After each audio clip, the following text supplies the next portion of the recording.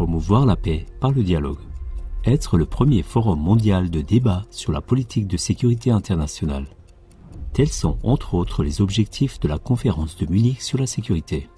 Mais comment la conférence de Munich sur la sécurité peut-elle s'engager pour la paix et contribuer à la résolution des conflits si les groupes d'armement qui gagnent de l'argent grâce aux guerres sont ses sponsors? Se pourrait-il donc que la conférence de Munich sur la sécurité ne serve pas à la sécurité de la population européenne?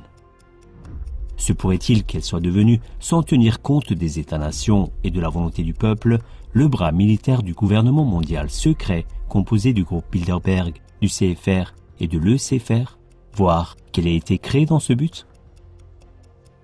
Restez à l'écoute et découvrez dans l'émission suivante des révélations percutantes et qui se cachent réellement derrière la conférence de Munich sur la sécurité.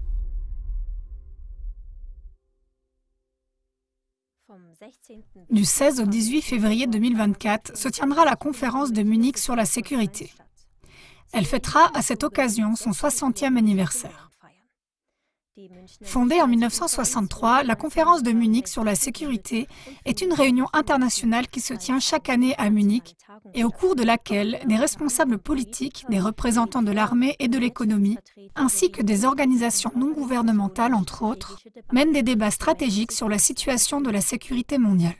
Avant de chercher quels sont les objectifs de la conférence de Munich sur la sécurité, nous aimerions d'abord nous demander qui sont ces sponsors, car derrière les sponsors se révèlent aussi les objectifs de la conférence de Munich sur la sécurité. Selon un vieil adage qui existait déjà à l'époque des troubadours, « De celui dont je mange le pain, je chante aussi la chanson ». Le site officiel de la conférence de Munich sur la sécurité mentionne entre autres les sponsors suivants. Atlantic Council, Atlantic Bridge, Bill et Melinda Gates Foundation, Rockefeller Brothers Fund, Rockefeller Foundation, le think tank Chatham House, le CFR, c'est-à-dire le Conseil européen pour les relations internationales. L'Open Society Foundation de George Soros n'est actuellement plus mentionné comme sponsor, mais l'était ces dernières années. Des groupes d'armement sont également cités comme sponsors, notamment Airbus, Rheinmetall, MBDA, une entreprise d'armement européenne, et Lockheed Martin. Selon le journal Handelsblatt du 12 mars 2022, Lockheed Martin est le plus grand groupe d'armement au monde. En 2020, le groupe a vendu des armes pour une valeur totale de plus de 58 milliards de dollars. Alors que l'industrie de l'armement se présente comme un sponsor, la conférence de Munich sur la sécurité décrit ses objectifs vers l'extérieur comme suit. La conférence de Munich sur la sécurité est le premier forum mondial de débat sur la politique de sécurité internationale. Elle vise à promouvoir la confiance et à contribuer à la résolution pacifique des conflits en facilitant un dialogue continu, organisé et informel au sein de la communauté internationale de la sécurité, conformément à sa devise initiale, promouvoir la paix par le dialogue.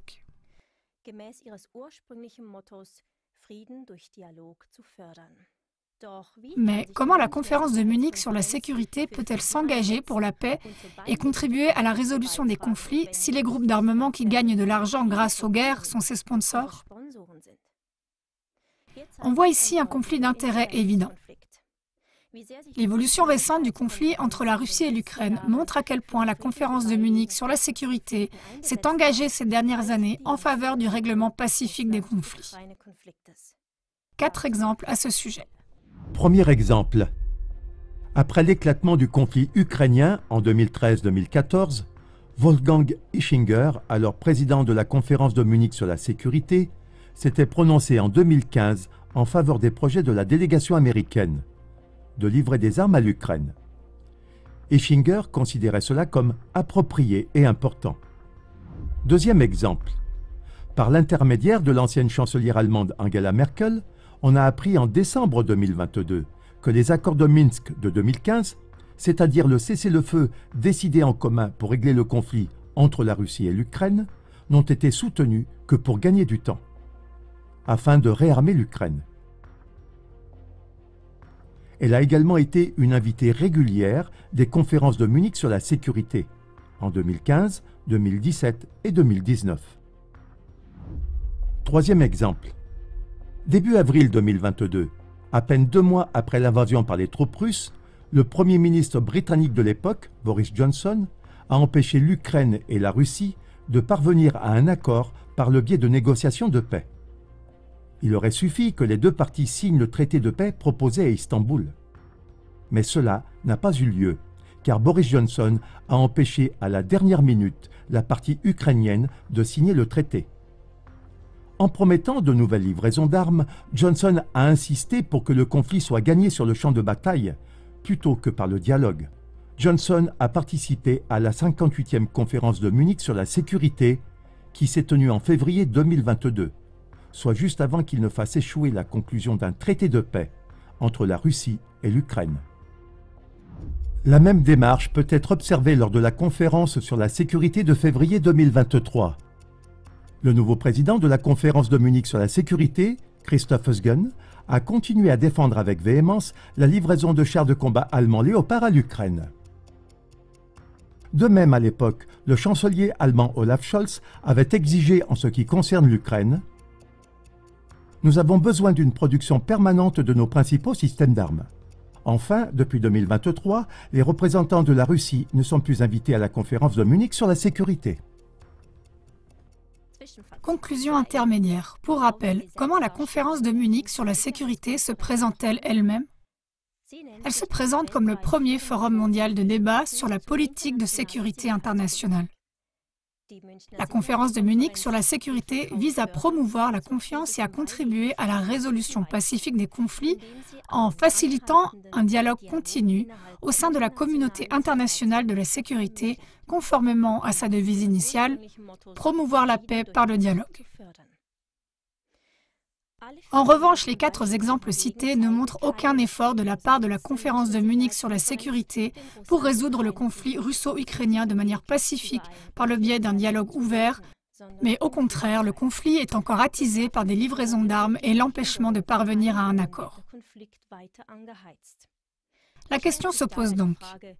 Si la conférence de Munich sur la sécurité ne sert pas à résoudre le conflit russo-ukrainien de manière pacifique, à quoi sert-elle? Et quels sont les véritables objectifs de la conférence de Munich sur la sécurité ou quels sont les tenants et aboutissants dont la population n'est pas du tout consciente? Pour répondre à ces questions, nous devons nous pencher sur la genèse, les commanditaires et les organisations derrière la conférence de Munich sur la sécurité. Les commanditaires de la conférence de Munich sur la sécurité, les fondateurs. Le précurseur de la conférence sur la sécurité est le mouvement international d'études de défense. Il a été initié en 1963 par Ewald Heinrich von Kleist-Schmencin, un officier allemand et résistant. La première réunion était limitée à 60 participants, dont Helmut Schmidt et Henry Kissinger. Henry Kissinger, décédé en 2023, est considéré comme l'un des initiateurs de la conférence de Munich sur la sécurité. Il est connu comme un stratège global qui a marqué la politique mondiale pendant des décennies. Henry Kissinger était membre du Conseil des Relations étrangères depuis 1956, puis du comité directeur du CFR, et il participait régulièrement aux réunions Bilderberg. Il était actif au niveau de la direction du groupe Bilderberg, le Conseil consultatif. Depuis 2009, la conférence de Munich sur la sécurité décerne à des personnalités le prix Ewald von Kleist. Le premier prix a été décerné à Henry Kissinger. Les présidents. La conférence de Munich sur la sécurité a été dirigée par von Kleist-Schmencin jusqu'en 1997. Elle a ensuite été dirigée par Horst M. Telschik de 1999 à 2008. Telschik était un proche d'Helmut Kohl et travaillait à la chancellerie fédérale. Il est notamment membre du conseil d'administration de la Konrad Adenauer Stiftung, le conseil consultatif de l'initiative atlantique. Horst Telschik a également participé aux conférences Bilderberg en 1982, 1984, 1988 et 1990 et a été membre du bureau consultatif international du Conseil des Relations étrangères, CFR. De 2008 à 2022, la conférence de Munich sur la sécurité a été présidée par Wolfgang Ischinger. Ischinger est un juriste et diplomate allemand. Il a participé à plusieurs reprises à la conférence Bilderberg et au Forum économique mondial, FEM. Il est notamment membre du Conseil européen pour les relations internationales, la branche européenne du CFR. Il était également bien connu d'Henry Kissinger et a prononcé un discours lors de la cérémonie organisée à l'occasion du centenaire de la naissance d'Henry Kissinger. Dans son discours, Kissinger a mentionné que le fondateur de la conférence de Munich sur la sécurité, Ewald von Kleist, avait eu des échanges étroits avec Henry Kissinger pendant de nombreuses décennies. Conclusion intermédiaire. Si on considère les fondateurs et les présidents de la conférence de Munich sur la sécurité, on voit clairement les liens avec le stratège mondial Henry Kissinger, le groupe Bilderberg et le CFR, le Conseil des relations étrangères. Pour compléter le tableau de la conférence de Munich sur la sécurité, nous allons à présent citer les membres du Conseil consultatif.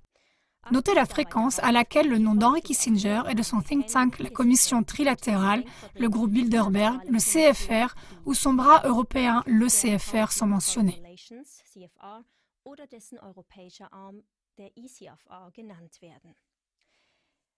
L'importance et les intérêts de ces organisations seront encore mis en évidence.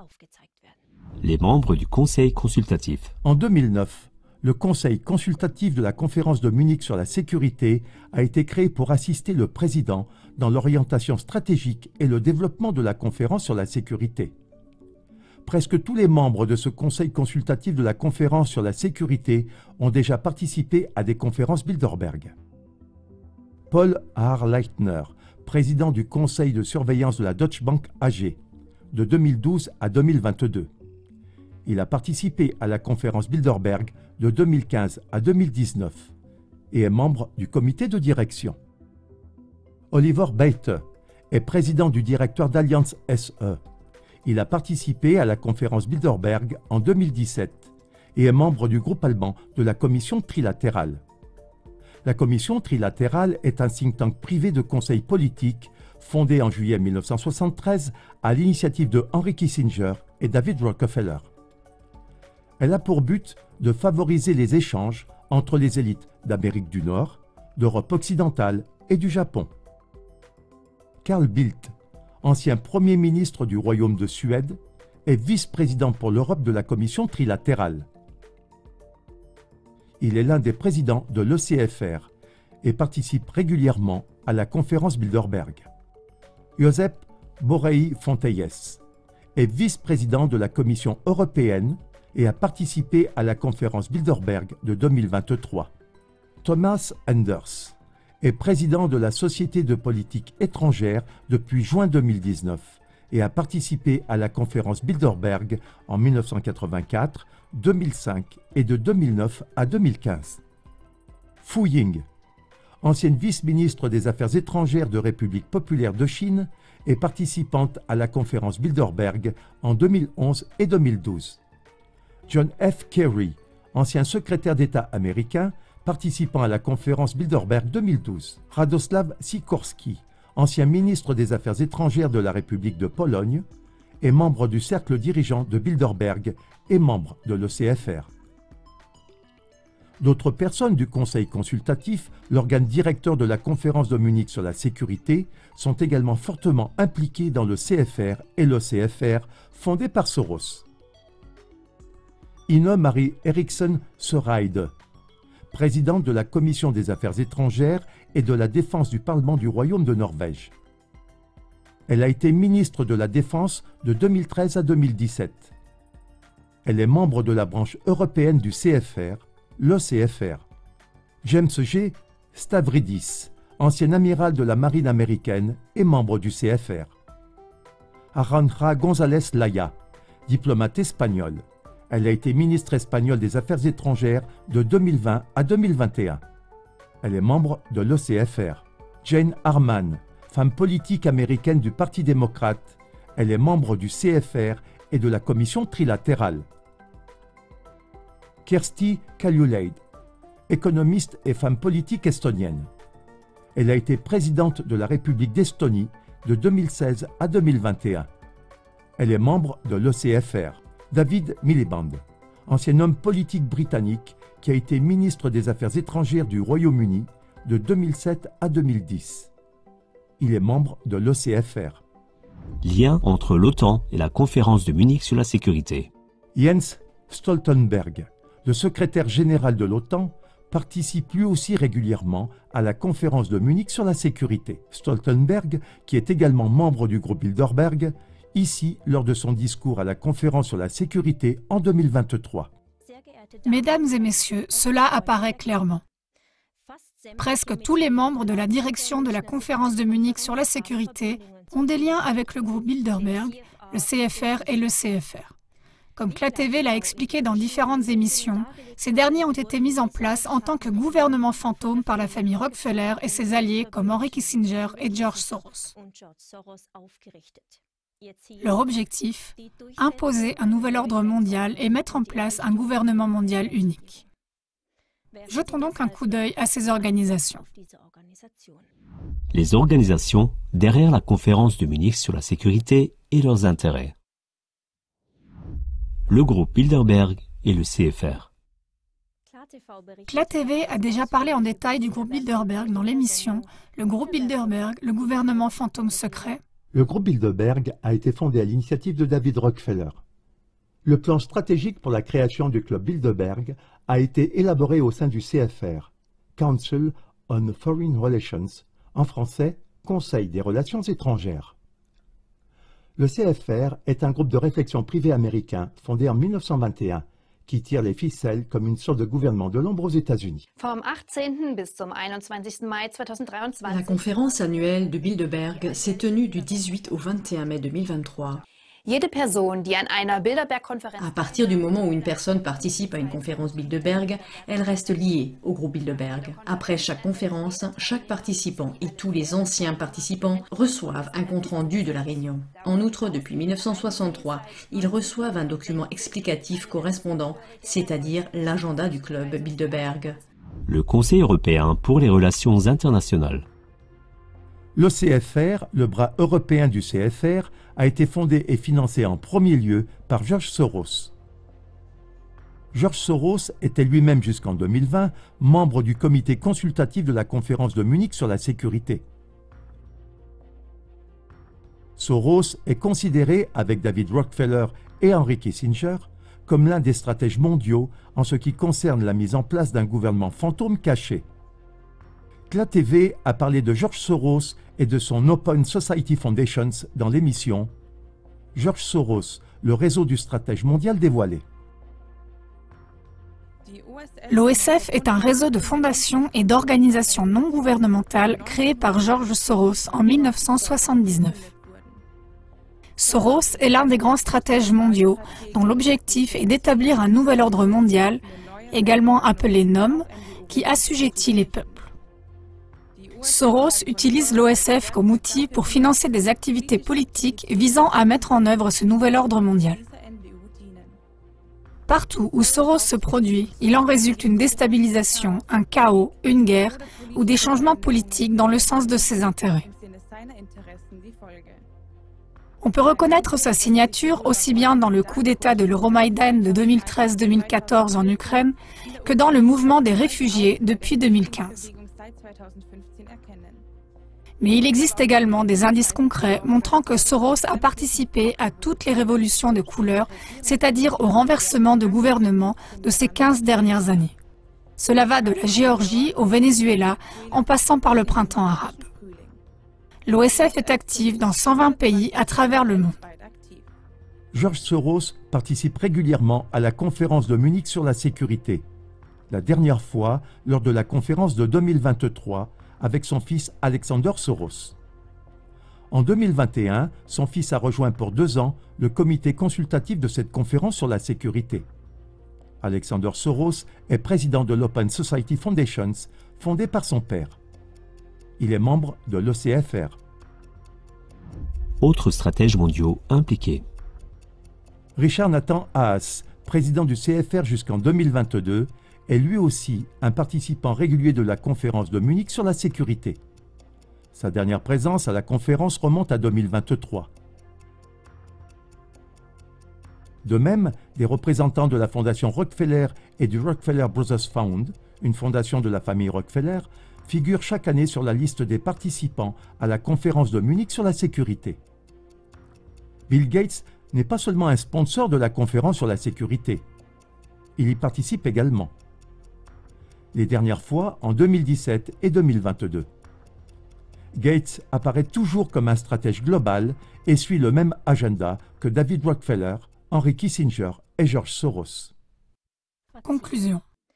Si on considère tous ces éléments cumulés, on ne peut nier que la conférence de Munich sur la sécurité ne sert pas la sécurité de la population européenne, mais plutôt les intérêts de quelques stratèges mondiaux et groupes de réflexion.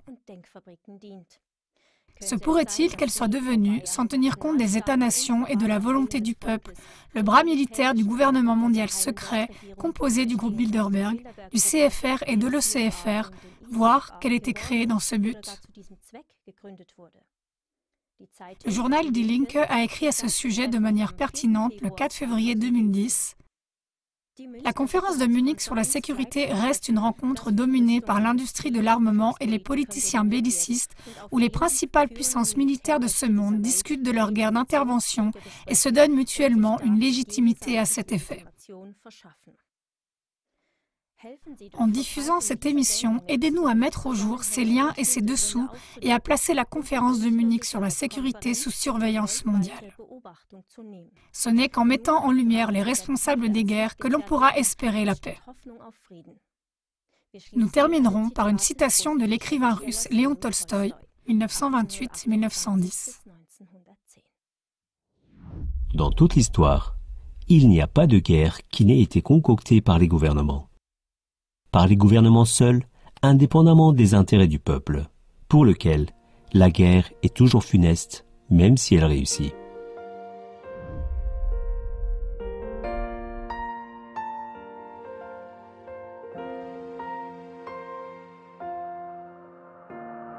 Bomben fallen, Menschen sterben. Ich schrei, wann gibt es Frieden auf Erden? Kinder im Kriegsgebiet, weinend stehen sie da, fragen, wann ist dieser Krieg vorbei? Mama, können nicht mehr schlafen in der Nacht, weil Bösewichte spielen mit globaler Macht. Raketen schlagen in den Zimmern ein und du fragst dich, oh mein Gott, wie kann das sein? Ich bin der Frieden für diese Welt, selbst wenn eine ganze Armee sich gegen mich stellt. Niemals würde ich die Waffen erheben gegen dich, oh bei meinem Leben. Ich bin der Frieden für diese Welt, selbst wenn eine ganze Armee sich gegen mich stellt, denn du bist ja ich und Gott gibt dir dein Leben ist mein Leben und auch in mir.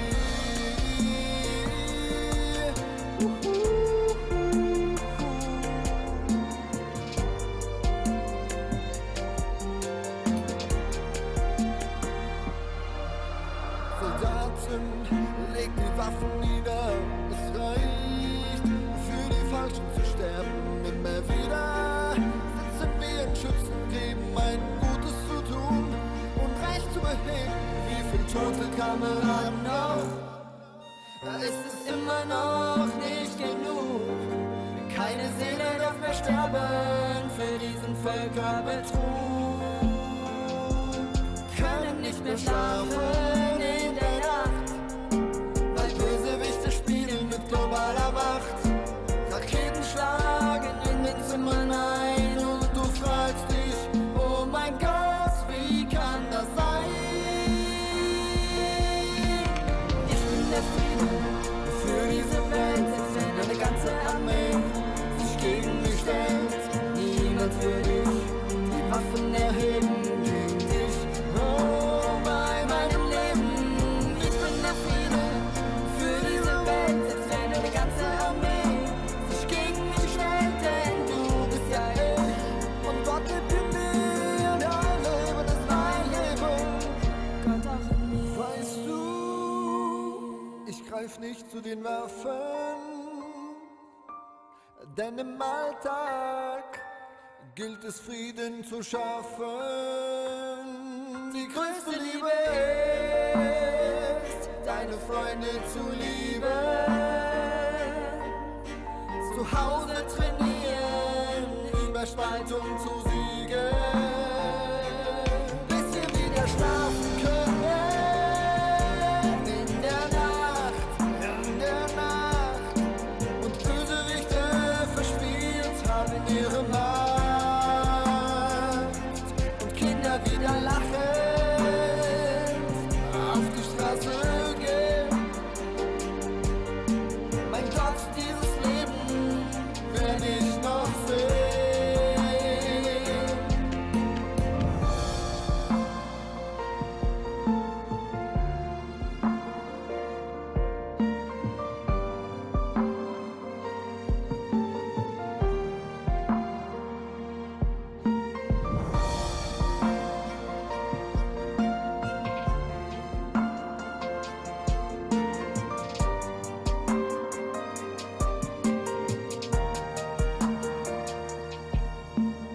Ich bin der Friede für diese Welt, selbst wenn eine ganze Armee sich gegen mich stellt. Niemals würde ich die Waffen erheben gegen dich. Oh, bei meinem Leben. Ich bin der Friede für diese Welt, selbst wenn eine ganze Armee sich gegen mich stellt. Denn du bist ja ich und Gott lebt in dir. Dein Leben ist mein Leben, Gott auch in mir.